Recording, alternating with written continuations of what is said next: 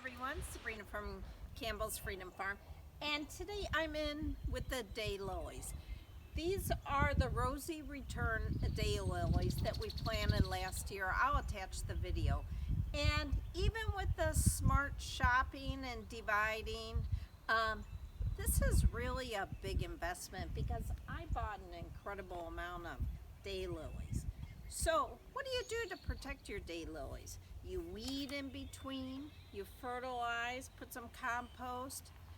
But how else can you protect your daylilies, such as from deer or moles from burrowing underneath that will dry their roots? It's a simple thing to do every spring. Let me show you what I'm talking about. What you could do every spring, preferably a little sooner, but our daylilies are just now coming up and I needed to see where the rows were, is to plant some bulbs of garlic. Moles hate garlic. So they will, for the most part, will root around. So what we could do is we could do a border line of garlic. Deer normally don't eat the daylilies, but if they're hungry, as we all found out, they'll eat them. They'll eat the whole thing to the ground. So deer are just, they can't handle the garlic. So all I do every spring when I'm cleaning it up is get a store-bought garlic. I don't buy all the special expensive garlic because it's garlic.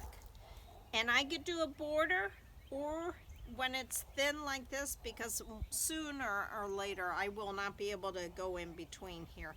I just take a screwdriver and just plant these with the head up about an inch, and then just cover it between each row.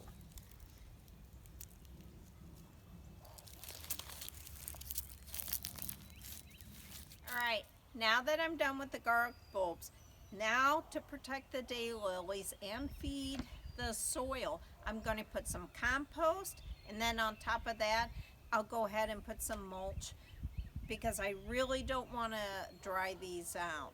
And then in the midsummer you could harvest if you want. I do it not only to eat but to keep all the pests away. But this is Sabrina from Campbell's Freedom Farm. Have a great day, and please subscribe, like, and share.